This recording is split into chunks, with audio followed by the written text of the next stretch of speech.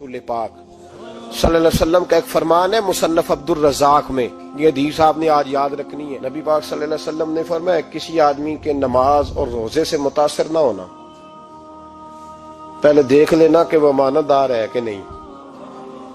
किसी के नमाज रोजे से मुतासर नहीं होना, पहले देख लेना कि दयानतदार है कि देखना लोगों की जेबों पे कितनी नजरें डालता है। फरमाया बहुत सारे नमाज रोजे वाले धोखेबाजी करते हैं, दयानती न करें, अपने ओहदे का पास रखें, अपने मनसब का ख्याल रखें।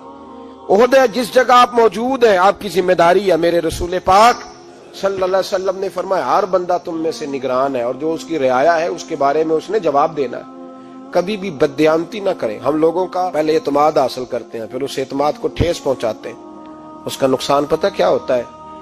दुनिया में सबसे कमजोर शख्स वो होता है जिस पर कोई एतबार नहीं करता। जिसका एतमाद जाया हो जाए वो आदमी बिखर जाता है। कभी भी धोखाधड़ी की पॉलिसी ना बनाए। हम लोगों से मुफादात लेने के लिए अपने रवैये मीठे करते हैं और जब काम निकल जाता है फिर हमारे रवैये बदल जाते हैं। ये धोखा है, ये बददयानती है। इसको अल्लाह रसूल ने पसंद नहीं किया। मेरे नबी पाक अलैहिस्सलाम ने फरमाया जिसमें तीन बातें पाई जाएं वो तो मुनाफिक है।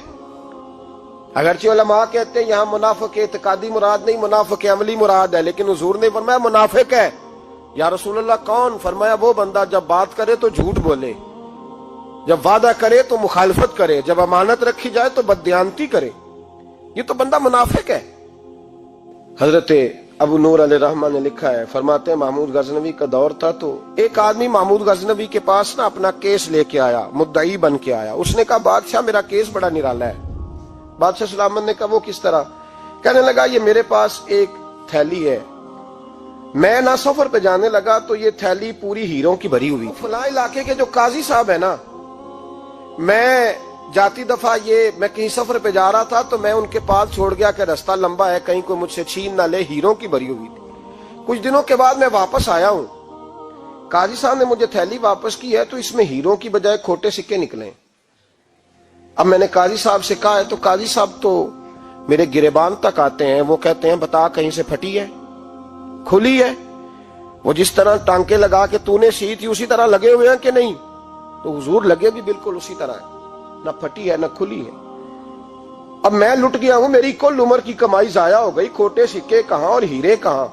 तो मेहरबानी करें और आप की बारगाह में अल्लाह रसूल के नाम पर हलफ देता हूं कि मैं हूं बिल्कुल सच्चा। महमूद गजनवी कहने लगे तू जा, थैली छोड़ जा और जब मैं तुझे बुलाऊंगा फिर दोबारा आना। वो शख्स चला गया। महमूद गजनवी उठे, दरबार बर्खास्त किया, लोगों से कहने लगे चले जाओ, मैं 3 दिन के लिए सैर करने जा रहा हूं, 3 दिन के बाद लौटूंगा। अकेले जब रह गए ना महमूद दरबार में तो महबूब ने छुरी मंगाई।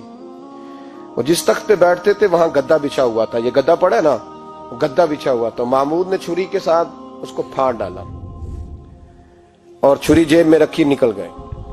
कहने लगे मेरे बाद कोई मेरे दरबार वाले इहाते में दाखिल ना हो। महमूद चले गए। अब वो सफाई करने वाला जब आया ना, उसने आके देखा तो गद्दा तो फटा हुआ है। उसने शोर डाल दिया, पहरेदार भी आ गए, फलां साहब भी आ गए, फलां साहब। उसने कहा वो खुदा के बंदो उसका गद्दा फट गया है, वो तो मार डालेगा। उसने कहा था सिवाय सफाई और निगरानी वाले के दूसरा आए कोई ना, और यहाँ आया भी कोई नहीं। पहले दिन ही फटा हुआ है तो लटका देगा सबको, क्या करें? शोर हो गया, सारे दरबार के मुलाजिमीन इकट्ठे हो गए। एक बंदा बोला, कहने लगा फिक्र ना करो, मैं कैसे बंदे को जानता हूं, इस तरह सिएगा कि जिसने फाड़ा होगा उसे भी पता नहीं चलेगा कहां से फटा था। ऐसा बेहतरीन रफू करेगा कि पता भी। उसने कहा यार हम सारे 1-1 महीने की तनख्वाह देते हैं, तू बंदा बुला। वो बुला लिया उसको, उसका नाम अहमद रफूगर था। वो आया, उसको गद्दा दिखाया, उसका यार इस तरह सीना पता ना चले। उसने कहा फिक्र ही ना करो, मैं बड़ा कारीगर हूं। बड़े बड़े कारीगर लोग नहीं हमारे मुल्क में पाए जाते, कोई निशान छोड़ते हैं पीछे। बड़े कारीगर का पैसे होने चाहिए, बड़े बड़े कारीगर बंदे। आप यकीन करें ऐसा ऐसा फलसफा, ये उम्रा इबादत है ना, सरकार दो आलम सल्लल्लाहु अलैहि वसल्लम की बारगाह की हाजिरी बड़ी नेमत है ना। तो सऊदी गवर्नमेंट ने पाबंदी लगा दी, खैर उनकी भी ज्यादती है। इस तरह की पाबंदियां शरीयत इस्लामिया में जायज नहीं। अल्लाह के घर मुसलमान जब चाहे जा सकता है, लेकिन वो कहते हैं जी 2000 रियाल दे जिसने 2 साल बाद भी आना है। उन्होंने पाबंदी लगाई तो हमारे एजेंटों ने भी कई खास ट्रेनिंग हासिल की हुई है, पता नहीं कहां से सीख के आए, उन्होंने भी रास्ता निकाल लिया। ایک صاحب سے میں نے کہا کہ جناب وہ 2000 ریال لگ گیا تو کیا کرنا ہے؟ کہنے کوئی مسئلہ نہیں، پاسپورٹ نواں بنوا لو، گنجائش ہے، یعنی ہر شے کا حل ہے۔ اور میں نے کہا یار اب عمرہ کرنے جاتے وقت بھی بندہ دھوکہ دے کے جائے، اللہ کے گھر جاتے وقت بھی اس طرح کی حرکت کرے، کیا حال ہو گیا؟ ہر چیز کا لوگوں نے حل نکال لیا، ہر چیز کا لوگوں نے سٹائل بنا لی۔ ایسا نہ کریں، یہ درست نہیں۔ احمد رفو گر کہنے لگا اس طرح سیوں گا کہ پھاڑنے والے کو بھی پتہ نہیں۔ ان کا پیسے لے یار تو سی دے۔ اس نے سی دی، اگلے شام ہی لا کے بچھا دیا گدا۔ تیسرے دن بادشاہ سلامت آئے، آ کے پہلی نظر گدے پہ ڈالی، اس نے بلایا سب ملازمین کو، کہا کس نے سیا ہے؟ کہا جناب کیا ہوا؟ کہا یہ پھٹا ہوا تھا۔ کس نے؟ کہا نہیں پھٹا ہی نہیں۔ وہ کہنے لگے بنو بات، میں خود پھاڑ کے گیا تھا، تو بتاؤ صحیح سیا کس نے ہے؟ کہا جناب آپ پھاڑ کے گئے تھے تو بتایا کیوں نہیں؟ فرمانے لگے اسی لیے تو بتایا نہیں تھا کہ تم خود تحقیق کر لو، بلاؤ بتاؤ سیا کس نے۔ تو بلا لیا، احمد رفو گر آ گیا۔ اس کو جب بلا کے سامنے بادشاہ کھڑا کیا، کہا بھئی تو نے سیا ہے؟ کہنے لگا حضور آپ کے سارے ملازم کٹھے ہو کے آئے تھے، میری غلطی کوئی نہیں۔ کہا نہیں یار تو بڑا کاریگر ہے، میں نے اپنے ہاتھ سے پھاڑا تھا پر مجھے بھی نہیں پتا چل رہا کہاں سے پھٹا تھا۔ اچھا یہ بتا یہ تھیلی جو ہے یہ بھی تو نے سی تھی؟ اس نے کہا جی آپ کے خادم کا ہی کارنامہ ہے، وہ فلانے علاقے کے قاضی صاحب آئے تھے، اس میں سے ہیرے نکال کے تو کھوٹے سکے بھرے تھے، تو مجھے بھی تھوڑا سا حصہ ملا تھا۔ محمود نے سارے گواہ بھی اکٹھے کر لیے، ثبوت بھی اکٹھے کر لیے۔ پھر قاضی کو بلایا، پہلے سارے ثبوت اور گواہ کیس حل کر لیا۔ پھر ہمارے ہاں یہ حال ہوتا ہے کہ مدعی 2-3 ہفتے کے بعد خود ہی ہاتھ باندھ جاتا ہے، کہنا تسی میری جان چھڈو، مجرم پھڑو پاوے نہ پڑھو۔ وہ کہتا ہے مجھے معافی دو، میں رہا۔ ظلم ہے نا، ظلم زیادتی ہے کہ جو بیچارہ اتنے سوال مجرم سے نہیں ہوتے جتنے مدعی سے ہوتے ہیں۔ اب یقین کریں اتنے سوالات ہوتے، بیچارہ ہف جاتا ہے۔ یہ طریقہ درست تو نہیں، ایک لٹ گیا اور دوسرا طرح طرح کے سوالوں کے جواب دیتا پھرے بیچارہ۔ سارے ثبوت اکٹھے کر کے قاضی صاحب کو بلایا، تنہائی میں لے جا کے محمود غزنوی نے کہا قاضی صاحب آپ سے غلطی ہو گئی، غریب آدمی تھا، وہ لٹ گیا ہے، اس نے تو بڑی مشکل سے کچھ ہیرے جمع کیے تھے اور اس کی کل کائنات تھی، تو آپ اس کا مال اسے دے دیں، بات ختم۔ قاضی صاحب کہنے لگے آپ مجھ پہ الزام لگا رہے ہیں، سوال ہی نہیں پیدا ہوتا۔ آپ میری داڑھی دیکھیں، آپ میرا اعزاز دیکھیں، دنیا جانتی ہے میں اس کا۔ قاضی صاحب انسان بھول ہی جاتا ہے، بندہ بھول جاتا ہے، غلطی ہوگی، مال نے کہا نہیں سب کہا میں تنہائی میں پوچھ رہا ہوں، میں اس وقت پوچھ رہا ہوں جب دوسرا موجود کوئی نہیں، آج توبہ کر لے، میں کچھ نہیں کہوں گا، تو میری زبان پہ اعتبار کر، تجھے پتا ہے میں جو کہتا ہوں اس پہ عمل بھی کرتا ہوں، باز آ جا۔ پر قاضی نے کہا نہیں میری غلطی کوئی نہیں۔ محمود نے پھر بڑے دربار میں بلا لیا، مجمع عام میں۔ مہلت کے دنوں میں جو توبہ کر لے وہ بچ جاتے ہیں، لیکن لوگ رسوائیوں کے دنوں میں پھر واپس لوٹتے ہیں اگلا گھر دیکھ کے، پھر حالات اور طرح کے ہو چکے ہوتے ہیں۔ جب بڑے دربار میں قاضی کو بلایا، بھائی تو مانتا ہے کہ نہیں؟ اس نے کہا نہیں۔ تو کہا بلاؤ احمد رفو گر کو۔ جب احمد رفو گر آیا تو بوڑھے قاضی کی ٹانگیں کانپنے لگی، جملے ٹوٹنے لگے، لفظ زمین پر گرنے لگے، بات صحیح نہیں ہوتی، زبان لڑکھڑانے لگی۔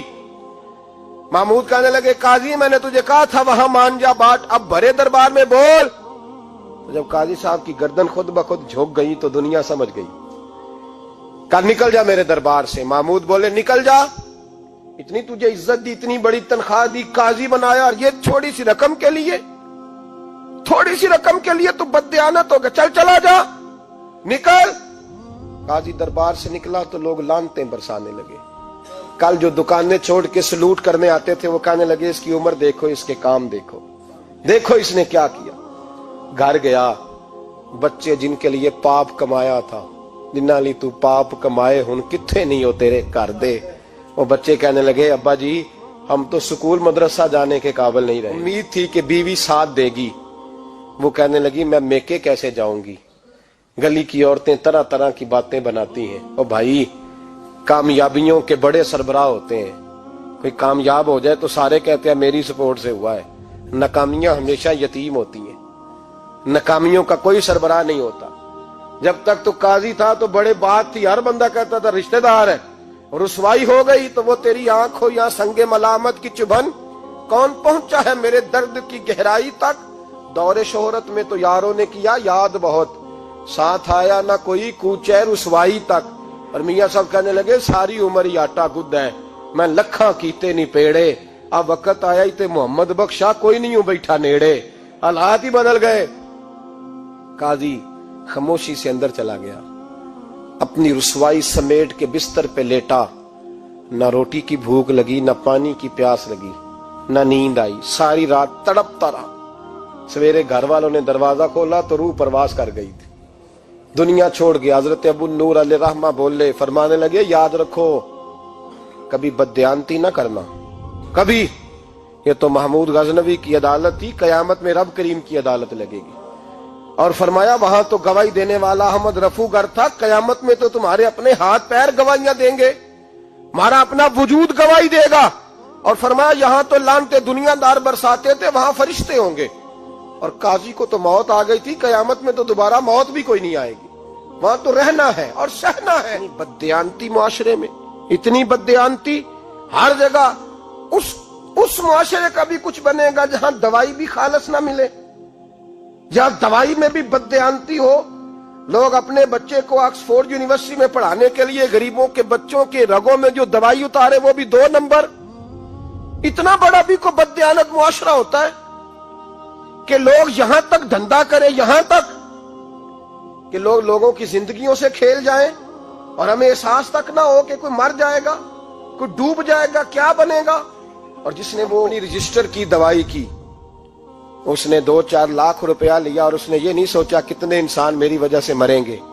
कत्ल सिर्फ ये तो नहीं होता गोली मार के मार देना, लोगों की जिंदगियों से लोग खेल जाते हैं, लोग तबाही कर जाते हैं, लेकिन बददियानती से बाज नहीं आते। मेरे रसूल पाक अलैहिस्सलाम के गुलामों, नबी पाक सल्लल्लाहु अलैहि वसल्लम ने जरा सी बददियानती, और सहाबा का ये मिजाज था, इतनी सी भी कभी उनसे गलती होती तो तड़प। सूरज टुरदा नाल बराबर, नाल बराबर, दिन क्यों लंघदा साल बराबर, सूरज टुरदा